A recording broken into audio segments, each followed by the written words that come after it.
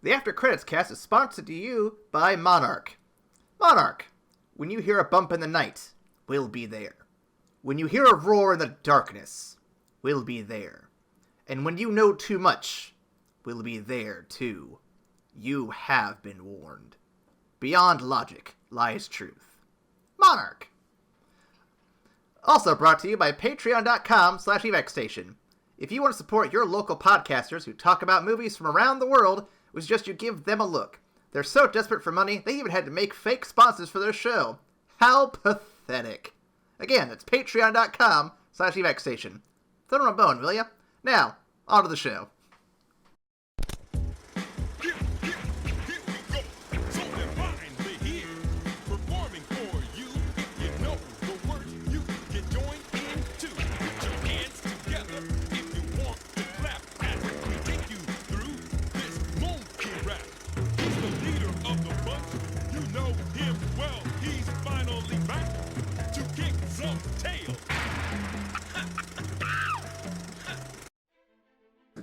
You know, we've been on this island for a while now, and I gotta say, it was real smart of that other guy to make that boat and get out of here when he could.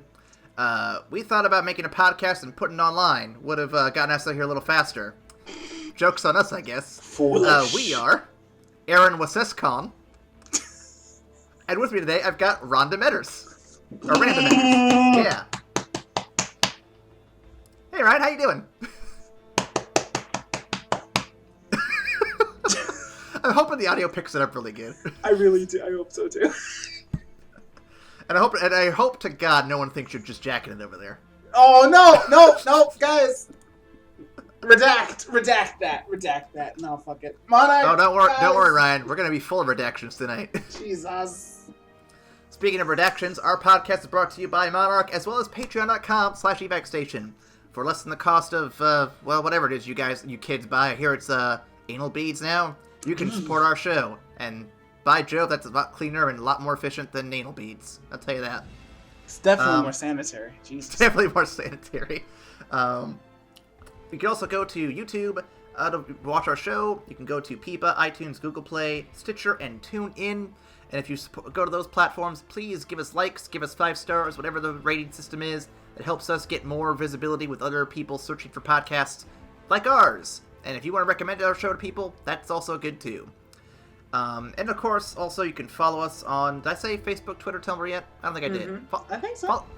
Alright, well, again, follow us there. You can follow us, leave messages, chat with us. There's an email too. Ryan, what is that email? That email is fucking Sam Jackson starting fights with gorillas at gmail. I'm sorry. That is evacstation@gmail.com. You might say he was Nick Furious. I've had it with this motherfucking gorilla on this motherfucking deserted island. I like it. Before we get too deep into our topic for the night, though, Ryan, what you been watching? Going back to my discovery of all things YouTube, I actually went back to some stuff that I used to watch earlier on. I don't know if you're familiar with a channel called College Humor. Are you? I am. I'm very much am. Right. So I went back to look at a couple of old skits of theirs, and to my beloved surprise, they are still making new content, and some of that shit is really, really funny. The thing that really caught my eye is they actually did a fake PSA from that's one of that series, but they did a fake PSA from the CEO of the company I actually work for. And oh my god, I almost pissed myself laughing. It was that funny. It was done by one of, I think, the funniest writers and actors in their troupe thus far. And holy shit, the guy is just on a roll. Oh god, please guys, check it out if you can. You are due for a fantastic time.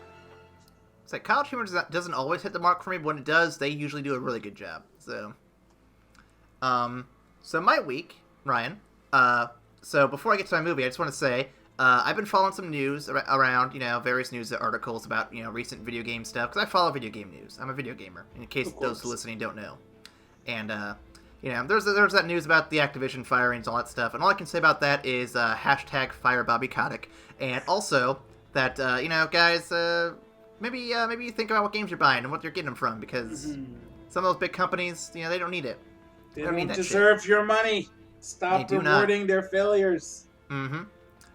You can always spend your money at evacstation, patreon.com/evacstation. But if that's not going to be good for you, just be selective with your games. Don't just buy the biggest, flashiest Call of Duty, because Activision doesn't need that money anymore. They really don't.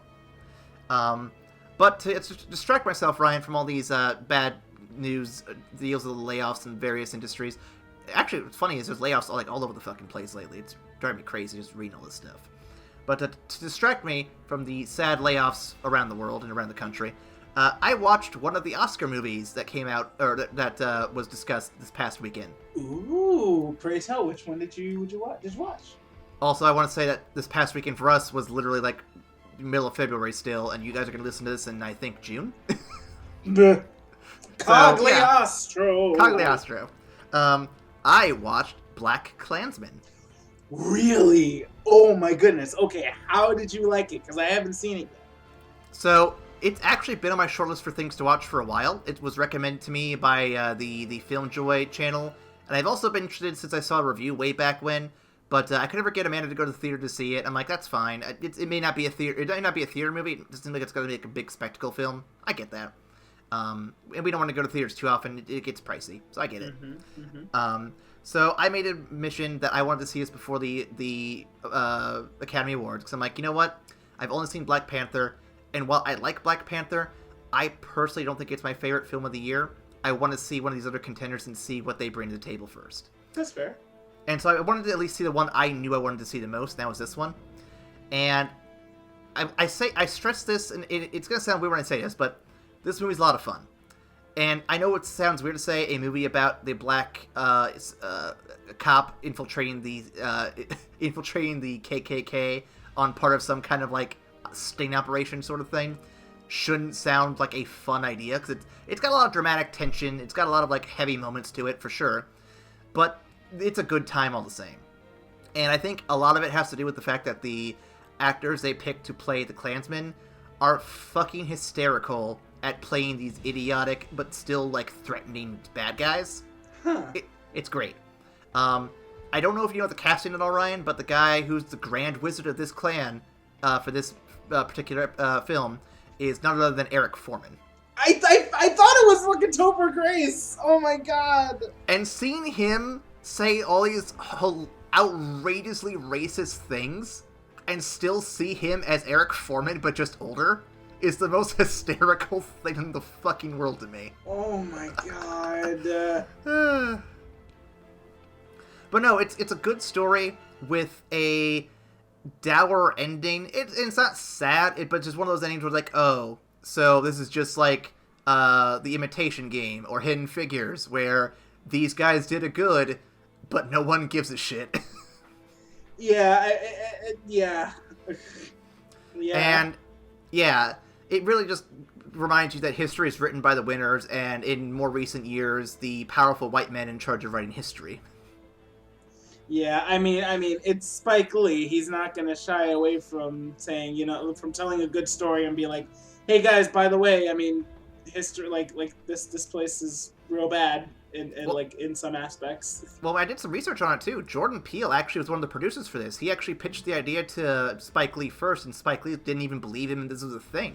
And then after doing some research, he's like, oh shit, we have to do this. Nice! I really like hearing stories like that. That's really cool.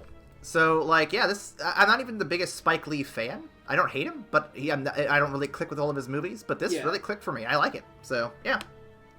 I will say this much. Of the two movies I saw for the Oscars, I feel like this is the one that got robbed. Damn. Okay, what's the other one you saw? I saw Black Panther as well. So. Oh, okay, yeah, okay. And I feel like if any of the two of them were going to win this one over Green Book, this should have been it. Black Panther is still a good film and all that stuff, but I think this one, I feel like this one means more, it has a much harder hitting, deeper message. But I get Black Panther is probably more digestible to wider audiences. So it's your choice there, I guess. But I feel like Black Klansman really like it hits that nail on the head a lot harder and with a lot more precision. I think it's more the cultural and social aspect, like impact that Black Panther had, like overall, that really got it the nomination. I think so too. Like we can have that discussion in a different day. But yeah, I also want to check out some of the other ones, including Green Book. I still need to check it out because it's got my boy Cottonmouth in it. I definitely have to see it just because he's in there. Mm-hmm. Well, I'm gonna hopefully get to Bohemian Rhapsody and maybe Vice before too long, because those are also in the list. And I really, and I like Queen music, so Bohemian Rhapsody is probably my next one, probably. Yeah, I think I'll check that out soon too. This is a longer little chat than I wanted to go to, but it was a good movie. I highly recommend it if you haven't had a chance to see it. With that, Ryan, let's jump into our next segment. Well, I guess not next segment, but the introduction to our whole episode. Welcome back to the Kingdom of Monsters, and this week we'll be looking at 2017's Kong Skull Island. He's not a king yet. Directed by Jordan. How do you pronounce that? It's not Voight, right? It's like Vogt. Jordan Vogt Roberts, and written by Dan Gilroy and Max Borenstein. Or Bornstein, however you want to pronounce it. I'm sure this. Yeah. The film boasts a worldwide gross of $566,652,000, which is 3 times what it costs. It's roughly something about hitting triple the amount that it takes to make with these movies. I think the bigger budget films are going to have a harder time getting past that 3 times mark. I mean, that's still a kick-ass return on investment. Oh, it really is. But it's not going to be, the Blumhouse Productions turnaround, because that's literally how they do it. It's like, oh hey, this movie's $1 million. Here we go. Oh hey, we got $20 million back. That's great. Yep. The cast includes a mess of fun guys, and I actually do mean all these guys are pretty fun. We have Corey Hawkins, John Ortiz, Toby Kebbell, Jason Mitchell, Shay Wynnum, Thomas Mann, John Goodman. Love him. Fucking Goodman. John Goodman's great. And of course, the Marvel crew of John C. Reilly, Brie Larson, Samuel L. Jackson, and the trickster himself, Tom Hiddleston. I didn't realize it until you just made mention of it. But yeah, no, they have a good portion of a Marvel cast in there. I need to go back to the Godzilla script real quick, because I think a name just popped up that was in both of them. Unless I'm... Okay, no, it's not the same name, but it's the same last name. Okay, never mind. I saw Corey Hawkins, I'm like, I think that name's familiar, and then the other one's Sally Hawkins, so... But yeah, no, a lot of names here that I'm familiar with, for sure. And I want to do a correction on myself real quick. So, 2 or 3 months ago, Ryan, we discussed the movie Room, which I said Brie Larson, it was my first time seeing a movie with her in it. Right, I agree. I agree with your correction here. Yep. And I forgot that Brie Larson was in this movie, and I had seen this before Room. And so when I came back to this, I'm like, oh, she's in this too. Fuck, I'm an idiot. Hey, I completely forgot she was in it too. So, correction on my part there, but it's not like it's the end of the world. I saw another Brie Larson movie a few months ago, in case you guys haven't heard about it. It's called Captain Marvel. So go check out that podcast right over there if you want to. The awards. There's an award for this movie. This was nominated for several awards. But it only received a golden trailer for the best teaser poster. With that, we go back to Ryan over at the Fun Fact Science Corner. Fun Fact Science Corner, because fun is a science over here at Monarch. More fun names. I know this. We haven't said his name in a good while. Yeah. Okay. Hayao Miyazaki. Miyazaki's Princess Mononoke from 1997 helped influence the design and approach of the monsters in this film.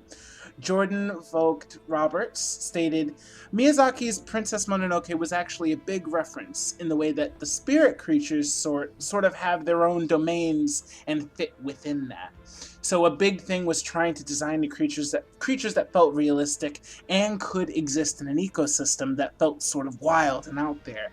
And then also design things that simultaneously felt beautiful at the same time. However, the biophysical analysis of Kong and the other creatures concludes that, although biophysically they are viable, the ecosystem of the island could not support them. We'll get that shit in post. Don't worry about it. Now, next up, the two-armed pit lizard from King Kong, 1933, was used as a reference for skull crawlers because that name sounds cool. It's the first time I said it out loud. They were also inspired by several other cinematic creatures. Director Vogt-Roberts stated that creature, beyond being a reference to a creature from the 1933 version, is also this crazy fusion of all the influences throughout my life. The first angel from Neon Genesis Evangelion, and No Face from Spirited Away, as well as Cubone from Pokemon. Dear God, that is a terrifying rendition of Cubone. I just caught it. Oh my God. It's Cubone's mega form. It is fucking like his X evolution, like whatever the fuck. Mm-hmm. Yeah, Marowak, and then you hit him with the Z Stone, and then it fucking has a nightmare in the middle of its evolution, and it becomes that. The last bit is that the freighter Wanderer that apparently crashed ashore in 1933 shares a name with the ship from King Kong of the same year. So it's a nice little tidbit for you old movie buffs out there that caught that. Man, can you believe King Kong is like that old though, from 1933? Well, I can. It just feels like so long ago. All right. With that, Ryan, let's get some initial thoughts out of the way. I'll jump in first, give you a break from talking real quick. I think it's a very pretty movie, and it has a lot of fun people in it. And I'll admit that the movie is, on the whole, a little like dumb, but it's like dumb fun. Like it's got me excited for this MonsterVerse more than I thought it'd be by this point. You think it's dumb? Aww. Like, let's be fair. I think it's a fun movie, a great time to have, but in terms of like taking something like meaningful away from it, there's not a whole lot here. That's fair. It's definitely not a deep film. It's more exciting and fun. It's a blockbuster as opposed to like the meaning of life here.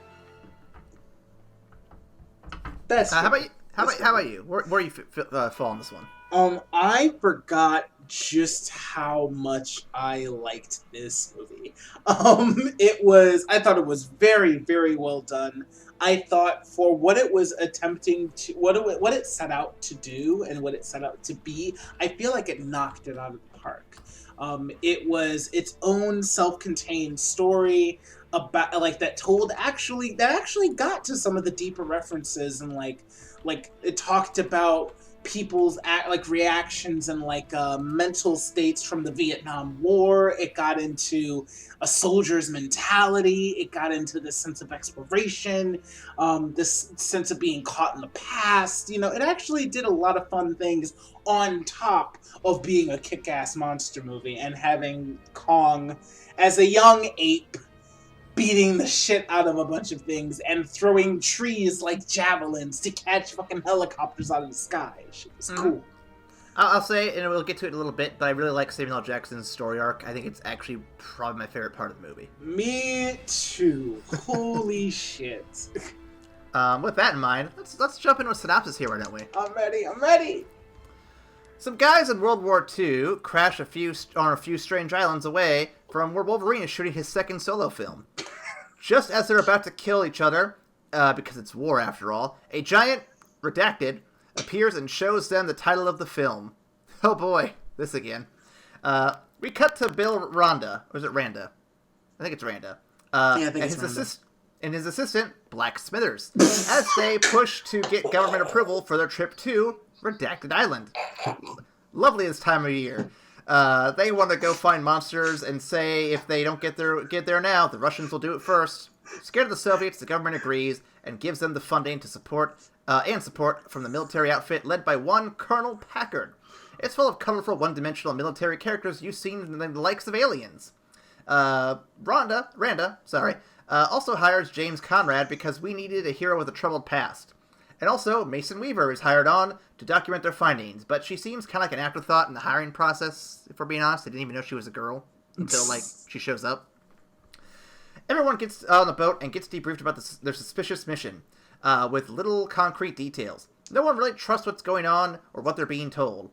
I remind you, you can trust this week's sponsor, Monarch.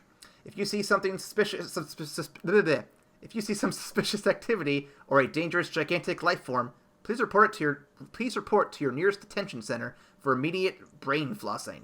Now back to the synopsis. Remember, beyond logic lies truth. Monarch. They arrive on the island and start blowing stuff up. Redacted shows up and is a little bit peeved that they trash his home. A reasonable response. Yeah, I'd say it's fair. Packard vows revenge on Redacted for killing his men, who were clearly in the wrong for blowing stuff up. Mm-hmm. The group of survivors regroup, and each with their own goals in mind. Conrad and Weaver aim for a refuel rendezvous. Packard aims for bigger weapons to kill Redacted. And a guy named Chapman looks for a good place to die because he'll be too busy playing Redacted for the movie to bother with him doing anything else relevant. As you can guess, many die in the process, and our protagonists, the ones with the full names, meet up and with our World War II hero, Hank Marlowe. He has a boat and is ready to escort them off this hellhole. He also gives them some plot details about the skull crawlers who appear in this film, but who appear in this film as he mentions them, and Redacted being a god to the mute people of the island. All the characters reunite after the boat is fixed up. Packard has still got a boner for murder and says he cannot leave until taking revenge on Redacted. He sets up a trap for Redacted. With all the soldiers he has left, Conrad and Weaver try to stop him. Redacted is severely injured, and the wild giant skull crawler has appeared. Leaving Packard's crazy ass behind, everyone scrambles to the boat for a big escape. A fight scene happens in which Redacted employs some Mortal Kombat moves. Probably hopes to be added to MK11, which everyone else does. Fatality. He saves the humans, kills the skull crawler, and resumes watching the island. The humans sail home. Marlowe reunites with his family after 30 years, and both Conrad and Weaver are taken to an undisclosed location which has been redacted from this synopsis. Apparently set up for a sequel. So, all right, boys. That was a good take. You guys can head on home. Please. Listen, guys, I know you guys got a job to do, but if you could just step out for a few minutes, I'm actually going to piss on the floor here, and I'm a little shy with guys watching. So if you Ryan's fine, okay? He's like a brother to me, but you guys still new. I can't do it with you guys watching, so please just step out. Thank you. So Ryan, what do you think of the movie? Oh man, so yes, I really like this movie. I truly enjoyed this movie. I'm gonna jump right to what I I'm gonna jump right to the biggest thing that actually I loved about the movie, which I was referencing last week, in the role of humans in this movie. I feel like this movie does it right, and the reason why, I think, or at least a big reason why, is because the humans have something to do that is separate from the main monster of the movie. If you're just putting humans against Kong wins fucking instantly. No question. Could Kong beat Batman though? Come on now. Actually, that'd be a damn good fight. I mean, anyway, damn it, you're not gonna distract me. So by putting the humans on this island and also having bigger, dangerous creatures that they can clash with and it not be stupidly one-sided, it adds some tension to their plight in the midst of them exploring this island and trying to find a way off. And then, as they're going through that, navigating it, they also learn about the island that they came to. They learn about the natural inhabitants. They learn about Kong and how Monarch was essentially the dickholes who decided to show up on this place and start bombing it just to get Kong to show up and say, "Yo, what the fuck are you doing?" So, like, they come to realize that they were in the wrong, and they work to save Kong as Kong saves them from the giant skull crawler. So, by giving the humans an actual storyline that they can follow, that's intriguing, that gives them some danger that they can also navigate without just coming in direct conflict with the big monsters, I think it keeps you engaged in their story and allows you to stay present for some of the more subtle things that they're trying to tell, like this asshole general who's mad that the war is ending and has found one more enemy that he can kill, or these really like these lovable like soldiers that were 2 days from going home, and then their asshole general kind of got the majority of them killed because he wanted to fight one more time. You can pay attention to that because you're present for their story. You know what's funny is I made a very subtle red versus blue joke at the expense of Packard in the synopsis. But what's funny is he actually is Sarge to a T. He wants to fight and have more things to kill. It's just hilarious how on spot that is. Yeah. But no, going back to your point about the balance of humans, I know we want to talk about Packard, but I just want to address that first bit real quick. No, I think this film is definitely a better balance. I think there's a few reasons why that you didn't touch on. Number one is you see Khan at the beginning of the film. And you establish that he is here, this is his movie, fuck off with anything else, this is my movie, bitches. And you don't see a lot of him, you don't see a huge deal, but you see enough to know that he is going to be a relevant part of the movie. Yes. So that alone helps establish exactly what we're going to get. Number two is, as you were kind of saying, the humans have a more interesting arc to do. If you go back to Godzilla, the main arc for Aaron Taylor Johnson's character, whose name I don't remember at the moment, Ford. His entire arc was literally just, go get my dad, and then come home. There's a little bit more nuance to it, sure, but his main arc is literally just trying to get home. In this film, you have 2 or 3 separate teams, basically, which kind of just boil down to 2 if you really think about it. Each of them with their own arc. You have the main heroes who are trying to get everyone off the island. It's typical Jurassic Park escape plan, basically. And then you have Packard, who has his own story arc. And like we said already, it is the most interesting story arc, and it's one that we don't really get to see much of in these kind of movies. Mm-hmm. Because in most of these big action films, like the Transformers, like the former Godzilla we saw last week, they glorify and follow the military in a very kind of realistic way, where it's supposed to like kind of help show how good they are, how organized they are, how tough they are, and how resourceful they are.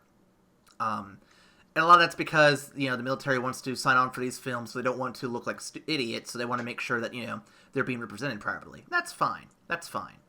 But I like that this movie chose Vietnam. It was a great choice for this too. I love the fact that they chose Vietnam as the backdrop for this. Yeah, because it allows the soldiers to be morally ambiguous. Kind of like World War I, except this is solely on Americans' moral ambiguity. Because it was a war that was very controversial for us. It's a war that, is arguably we lost, we abandoned it, whatever you want to call it. And there's just a lot of, gray area to it. And it really allows someone like Packard to really just blossom into this fucking hilariously awesome character. Yes. Because he's got moments of just being, a complete dickhead, to moments where he's, you generally can sympathize with him for moments. And it's okay. They're, fleeting. They're, no, you can see where they take root, but then that you're compared with, the long-ass scenes where Kong is pretty much engulfed in fire, and Packard staring at him with this fucking murder heart on, and it's just yeah, no, he just wanted to fight. He just wanted to kill this dude. Well, it kind of it doesn't feel like it harkens back to I think the book is called Heart of Darkness, isn't it? A little bit, where you have this commander who kind of goes a little cuckoo. Right. And it's kind of like that a little bit, where it's this guy starts off with arguably noble intentions of, hey, my soldiers are killed by this thing that you are responsible for. I'm going to take it out because it needs to go down before it hurts anyone else. And then it evolves into, I want to kill this thing because it's the big fight that I need to feel like I'm still alive. Because we lost Vietnam. Because you could even see that in the arc too. in the beginning of the movie, when he's questioned about Vietnam and says that if someone asked we didn't about lose losing it. the war, we didn't lose the war. We abandoned it.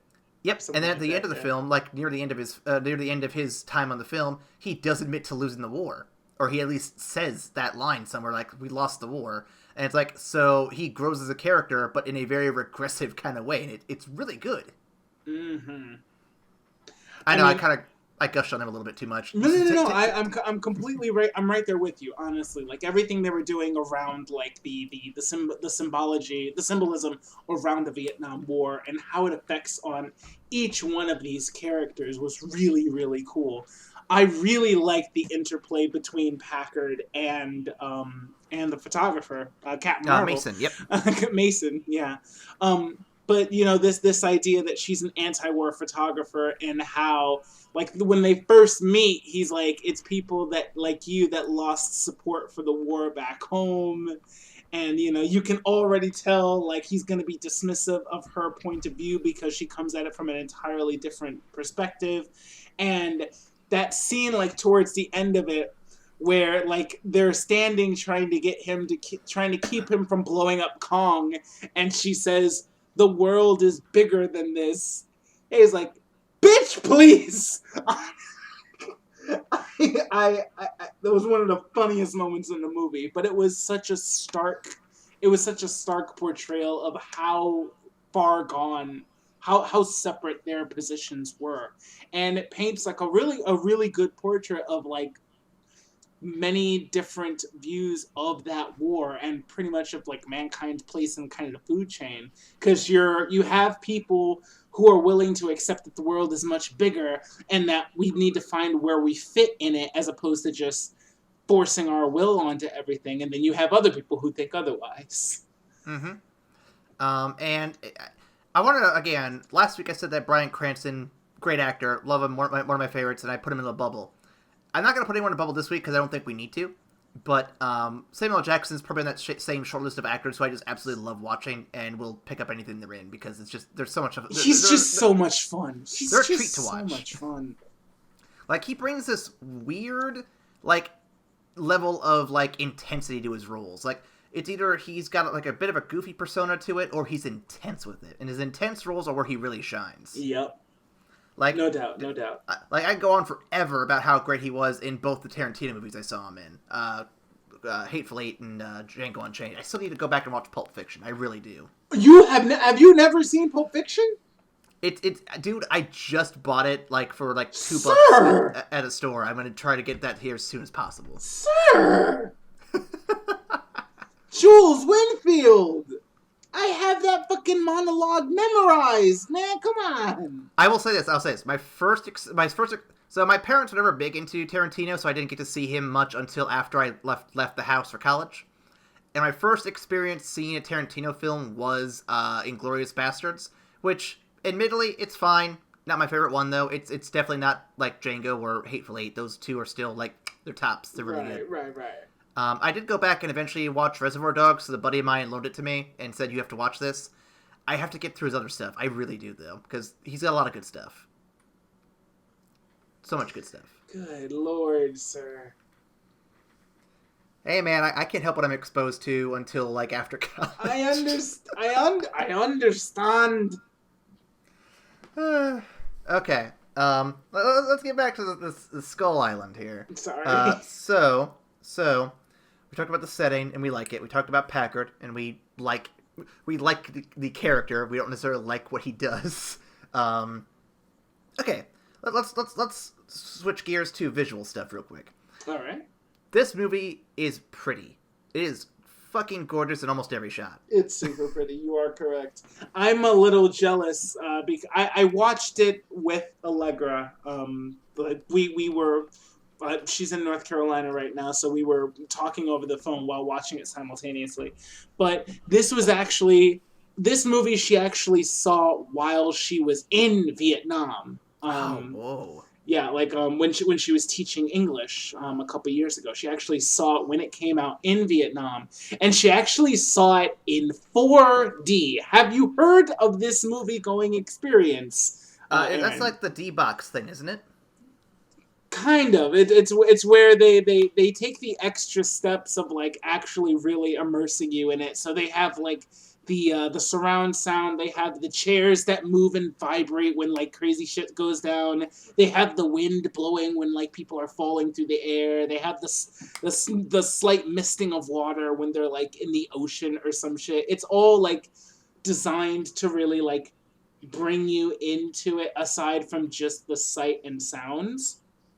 And she said this was the perfect movie to actually see in 4D because the ecosystem of the island had so much stuff and it was so well designed that it could be really immersive with something like that. So I'm kind of jealous that I didn't get to see that. I'll have to try one of these 4Ds out at some point. You know, give me more D, everybody. I want to see all the Ds. You heard it here first. Aaron wants the D. To be fair, I've probably put myself in that hole a few times with jokes like that. But no. So the visuals of this movie, the best comparison I can make offhand is the scene on the Ego planet in Guardians 2. It's a very well done CGI like masterpiece in terms of like just the jungle, the setting. I'm sure it's not all CGI, but there's still a fair bit of it, and it just looks really good. It comes together really well. And I love the creatures you eventually see, like the elk with the multiple horns and covered in vines, or the giant spider bamboo. Yeah, the bamboo spider was so goddamn well designed. And like it helped that these things blend into their environment so well that it allowed the scene to really just kind of again sell you on the reality of this island, because it's. And yes, I know we had the fun fact that said they biophysically couldn't exist, yada yada yada. That's not the point. The point is that they visually and thematically fit in this island so well that you could easily buy into what they're selling. It's a very good suspension of disbelief here. Yes. Now, if you're a scientist who wants to argue with us, I want to remind you that Monarch says that science is not real. Moving on. Okay, so last week we asked if the question... Did it take too long to get to the monster mash? Ryan, do you think this film escalates too quickly to the action? I don't, actually. I really, really like the way they did it. And one of the things that I love about this movie is that it knows, it possesses a level of self-awareness. It doesn't try to build up the action or the storyline too much outside of outside of Skull Island. They know what we're here for. They're like, yo, we want to get to this island. It's isolated. It's got its own ecosystem that's kind of done crazy shit. We want to get there. We want to see what the fuck is up. And all of the story, the plot that builds to getting to that island, it's done so efficiently and so brisk at a pace. I feel like it's really the pace is really, really nice that it establishes. All the way to the point where they get the tracker, and it just like it cuts to him at a pool hall. It shows him in a fight because we have to establish that he's actually kind of a badass. Then they sit down and have a drink with him, and he's like, okay, you want me to take you on a deserted island? Let me tell you all the ways you're going to die, because this is a bad idea. Like, it does it so well, and I think it hurries us along to the point, to the stuff that we want to see, but I never felt rushed in the early act of that movie. Yeah, I would say that it kept a very brisk pace, trying to get all the character introductions out of the way, the exposition out of the way, and compared to Godzilla, it is definitely a refreshing briskness. Definitely. I would say I would have enjoyed maybe a few more minutes, like just taking in the island's atmosphere before jumping straight to the action, but I don't think it was necessary, and I think what we got is still really good. Yeah, I honestly didn't need it. I was perfectly fine, because you got the visual the visual mastery of seeing them fly through the storm. Then you got to see the island in all its beauty, like as they were flying over it. You had those visual moments where she was taking pictures with the army guys, like the 70s. Of course, you get all those shots, and you get her taking shots of the island. And then we're going to skip to with no interruption in like the flow of the movie, we get to them bombing the island. I thought it was a really great transition, and it kept it at that same kind of joyous pace and like tone, even as they're bombing the fucking island, so that when Kong shows up and starts knocking them out of the sky, it's so abrupt that it really pulls you right into to the action. So I like that. So I want to get two things real quick. First off, remind me about that scene in a second here, because I want to make a brief aside. I think the reason that I think the pacing is only like a minute bit off, and I'm not saying it's bad, but like I said, the whole want to take in the island more is because my mind, when we were first coming to this island on the helicopters, you've seen all these like big hillsides and mountains. Mm-hmm. My mind's immediately like, okay, I'm getting like nostalgia trips back to Jurassic Park. And my first thing is we need to see like a giant, like peaceful dinosaur before we do any action. We need to establish this island isn't horrible.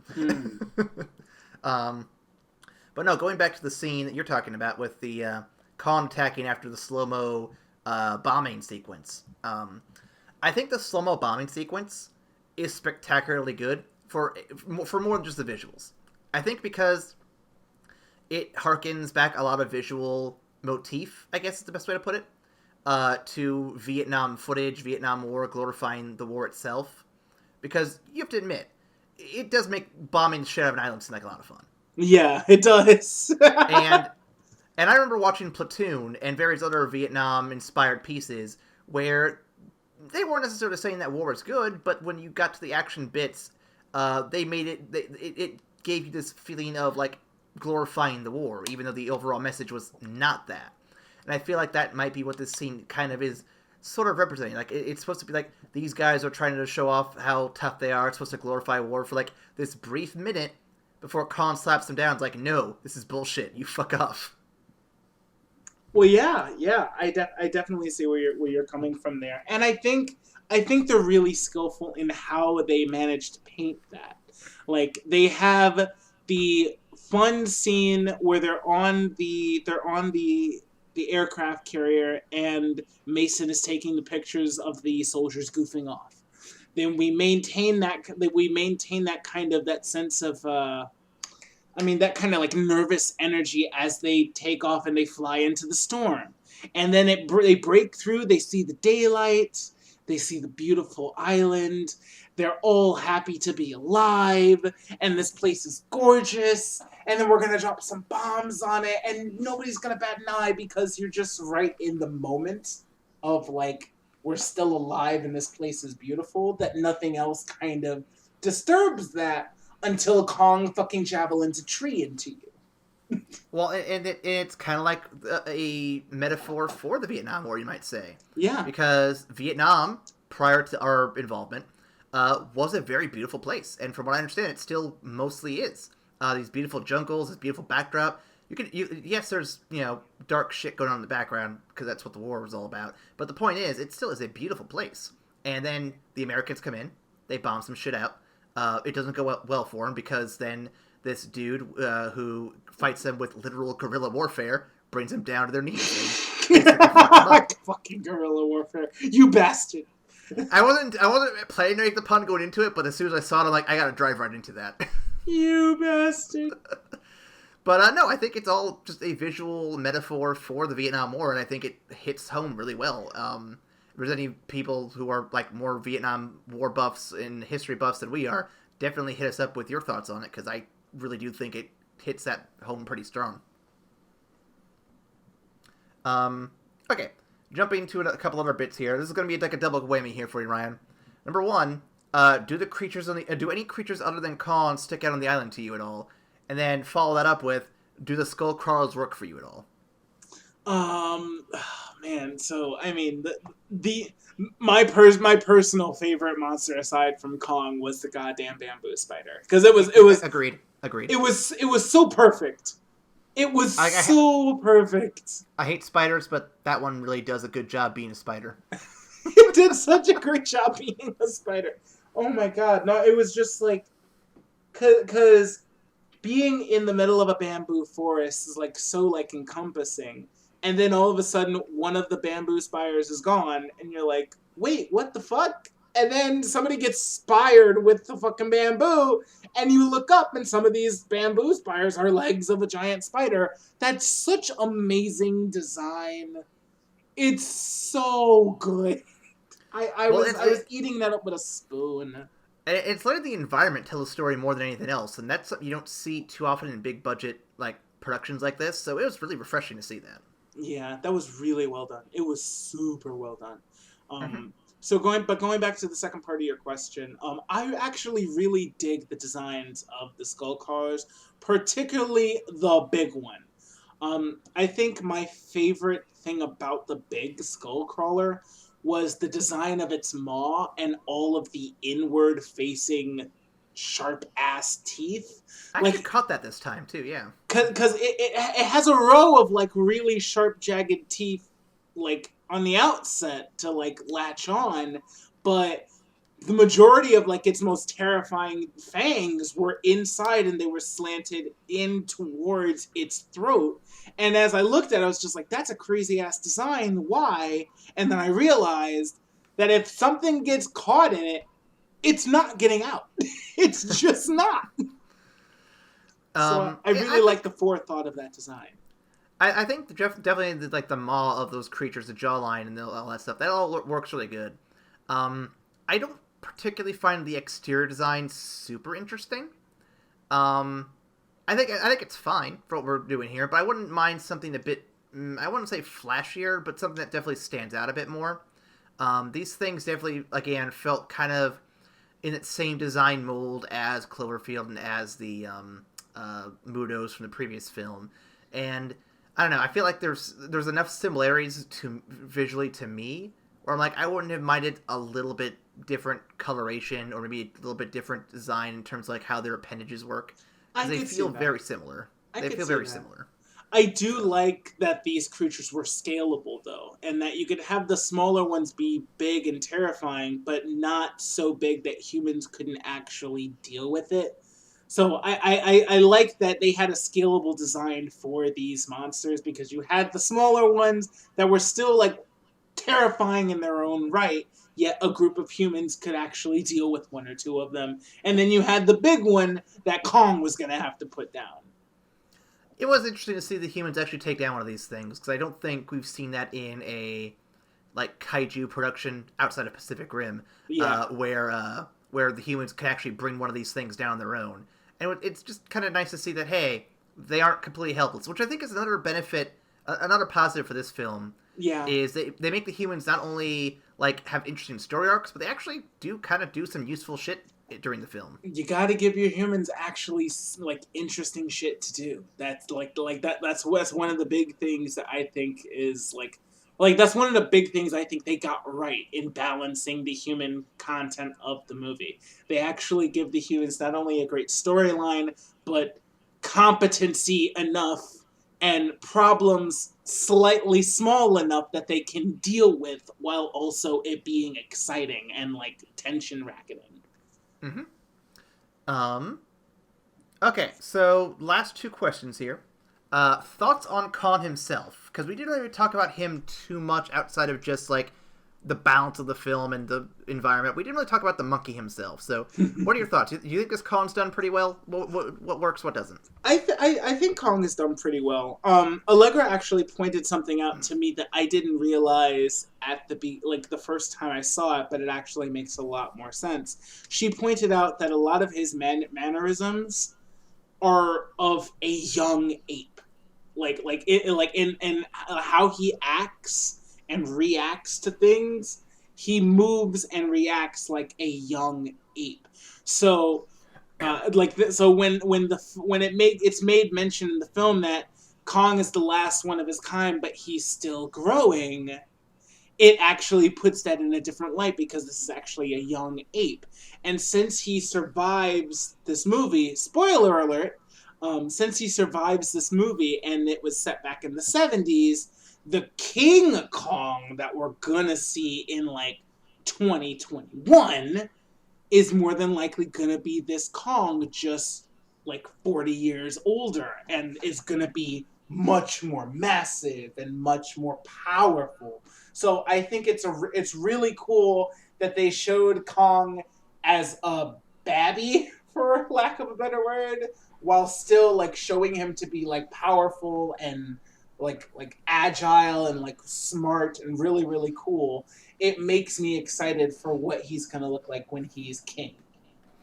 And another fun fact I looked up when researching this episode is that despite the fact he's a baby, or a lot younger than King Kong ends up being, this is actually the largest Kong representation in film thus far. Really? Yeah. That's very interesting. If you do a side-by-side scaling between him and the humans and whatnot, he is the biggest one. Now that's really, really cool, because when you think about it, like when you think about the size of Godzilla in last week's movie, like how are you gonna have a King Kong that has trouble scaling a building, or like can scale a building, like face off against Godzilla, who himself is building size? You know what I mean? Well, luckily, Ryan, the people at Monarch have already researched a lot of this stuff, and they have found ways to make that happen. We'll get all those answers in 2020, 2021, whenever it comes out. Pay no attention to the growth hormones that you see them bringing to Skull Island. Don't worry about that. Growth hormones? Those are just vitamins. Yep. Yes. Monarch vitamins. Vitamins. Yeah, if you want to get your hands on some Monarch vitamins, make sure you go to patreon.com/evacstation. We're not selling drugs. We're really not, guys. We're really not. Okay. Last question. The post-credit scene. Is the cone still up? The cone's still up. Okay, so we could talk about it. Ryan, what are your thoughts on the post-credit scene? I remember being very, very excited about it when I originally saw it. This time around, there's a part of me that feels like it's a little overdone. You know what I mean? Because I mean, like the people who, I remember going and seeing Skull Island for the first time and not realizing that it was a sequel to Godzilla, and hadn't. Well, actually, it's more like a prequel, really. Well, yeah, it's more like a prequel. You're right. But like, I remember going there and not realizing it until the after credit scene, and I felt like a moron because watching them side by side, like I did this past time, like the company Monarch is so fucking prevalent that it's definitely a clear connection. They're not prevalent at all. You barely noticed them. Nope, they're you're right. They're just so in the scene, like behind the scenes. It's almost like they blend into the wallpaper. Mm-hmm. Wait, did that wallpaper just look at me? Now we're good. Pay no attention. Pay no attention. But no, I'll go off on that. I think that really they only should have just done the Monarch connections, and when they finally do reveal like the overall like connected universe, I would say in Kingdom of Kingdom of Monsters this year, that would have been a good time to reveal, hey, all this is connected and shit's about to go down next year or whenever the next one comes out. That would have been a proper build-up. I think that I don't hate this post-credit scene. I think it's fine. I think it makes sense to have some kind of like explanation as to what happens to Tom Hiddleston and Brie Larson. Like if they only made reference to Godzilla, or they like showed a picture of like a rendition of Godzilla and been like, Kong's not the only king, and then they showed a picture of Godzilla, that's all we needed. We didn't need them to. What? Actually, I'll counter that one. I don't think it should have shown Godzilla. I Really? think that it should have been implied Godzilla was going to be there by showing one of his other enemies, like King Ghidorah. That way, it's like, he's not the only king out there, and then you show King Ghidorah, who actually has the title, and you're like, oh shit, he's going to fight King Ghidorah. Oh shit, no, he's connected to Godzilla. Oh shit. Let people make their own connection and imply the deeper lore there versus going straight to it. Some people don't know who King Ghidorah is, though. That's why. Ryan, I would just say, if you're only going to show one, I'd show Godzilla, let it be real quick, and then end it. That's all you need. Counterpoint. One, the internet exists. People can look it up. And two, And two, how many people knew about how many people were really that familiar with the Avengers when Samuel L. Jackson dropped that at the end of Iron Man? Comic book fans, sure. So many people knew who the Avengers were. Come on. Comic book fans for sure, because they've read the comics. But people who are not familiar with the comics at all, who maybe have only heard of like Spider-Man and X-Men, they were like, the Avengers? That sounds interesting. I will disagree with you on that point. Like now. Asking me how many people got the Stephen Strange drop in The Winter Soldier, that's a different story. That's more like what you're talking about. But when fucking this guy shows up and says, I'm here to talk to you about the Avengers Initiative, everybody knew who the Avengers were. Man, everybody knew that one. Let me course correct. What about Thor's hammer in Nevada? That is a little bit more obscure for the casual fans. A little bit. You're correct. A little bit, but at that point, that was in Iron Man 2? Yeah, that was in Iron Man 2. Yeah, so like at that point, when people we already know we're building towards the Avengers. Like by that point, you're correct. People have probably gone on the internet and been like, "Well, who's in the Avengers? Who are we probably going to see?" Da da da da. And then when they saw a hammer, they're like, "Shit, Thor! It's next." I like to think that when you make a good multi-picture like universe kind of thing, I like to give the fans a little more credit and not hold their hands too much with the connective tissue. Yeah, I think that was the big fault of the Dark Universe that only made one movie. You mean showing Dr. Jekyll and Mr. Hyde was too much in the first movie? Wasn't Invisible Man didn't he make an appearance in there too? I didn't see him. Shit. I didn't. Fuck you. But no. Like they tried to shove way too many connective like threads in that one. And I think that if you can just have the one or two threads and leave it at that, and make them like not necessarily invisible, but just like they're there, but you aren't quite sure what they connect to yet. I think that makes it more compelling. I think so too. I think we're both of the agreement that they overplayed their hand in this particular one. I think you have to. I think in this particular scenario, I don't think people know enough about Godzilla's rogues gallery, for lack of a better term, so that if you threw there's a picture of a 3-headed kind of dragon that seems to be in armor, what the fuck? I don't think people would have got it. But I would have been hyped though. Well, I mean, the deep Godzilla fans would have been like, "Holy shit, yo, we're gonna actually see that guy." That would have been cool. But I think for everybody else, because you have to kind of play a balance of getting the most, getting the biggest, casting the biggest net that you can. So I don't necessarily want to hold their hands and show them every single movie that's going to be coming out in the next 6 years. I'm looking at you, DC. God damn it. But Wonder Woman, look at this email. It's got all the trailers. Wonder Woman, check it out. I found these sick ass trailers. You want to come see these movies with me? But yeah, no, I would have given one inference to Godzilla, and that would have been it. That's where I would have stopped it. I think we're picking at hairs here, but I agree that we definitely should have minimized it to at least one picture. But hey, you know what? You can tell we like this movie when we're trying to find an argument over the littlest details that don't really matter. Because we just want to keep talking about it because it was really good. We really liked it. You know what? So for those who are listening, our production schedule. We're recording this right after doing our DC movies, and so it's kind of refreshing to jump into these movies that we're really amped to get into. Not that the DC movies were all together completely horrible, but just that these are so different from what we've been doing. It's just kind of a refreshing jump into something new, you know? Yes, 100%. No lie, I was a little worried about what we were getting into when I re-saw Godzilla from 2014. And I was just like, all right, well, at least this will be different. But the monster design was cool. Kong got me hyped for this project. This is really, really good. I can't wait to check out some of the older stuff. And Final Wars, which I here is gonna be fucking bonkers, and then we get to go see King of Monsters. Final Wars looks like it'll be fun, but I'm actually really excited for Shin Godzilla because I've heard a lot of critical acclaim for it. Like, it just sounds like it's right up my alley for a creature feature. So, I think that's everything for the film. Unless there's any questions you wanted to throw in there at the end.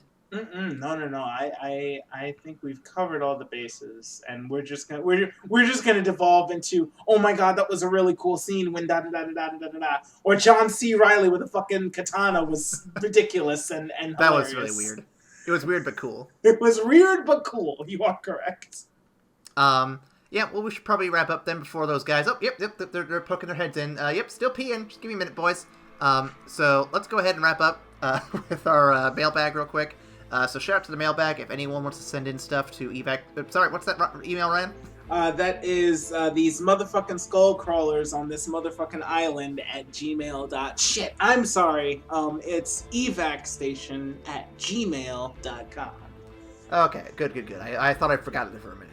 Yep, go to that email to email us your thoughts on this movie or any future movies, evacstation at gmail.com. You can also go to Patreon to support our show. You can also go to Facebook, Tumblr, Twitter to keep with us there as well. We post stuff whenever new stuff comes out, so long as I remember to post stuff. I have to get back on that here really quick. And then also, what else? Yep, you can also find us on Google Play, Stitcher, TuneIn, iTunes, and Peepa for your podcasting pleasure. And remember to review us because it helps us get more views. It's always helpful.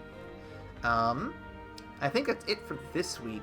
So next week, I think on my schedule I originally wanted to do Shin Godzilla first, but I think we should actually do the older movie first. We should probably start with Final Wars and then do Shin Godzilla. What do you think, Ryan? Oh, well, I mean, you're the boss here. I'm just along to be mildly entertaining.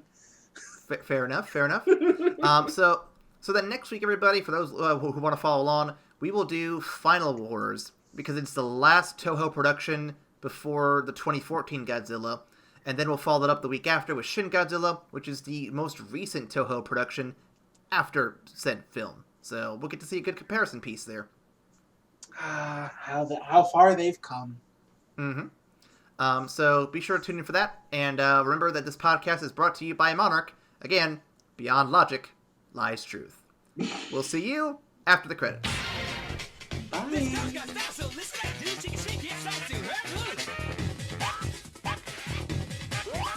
She's quick and nimble when she needs to. Then she can book through the air and climb up trees.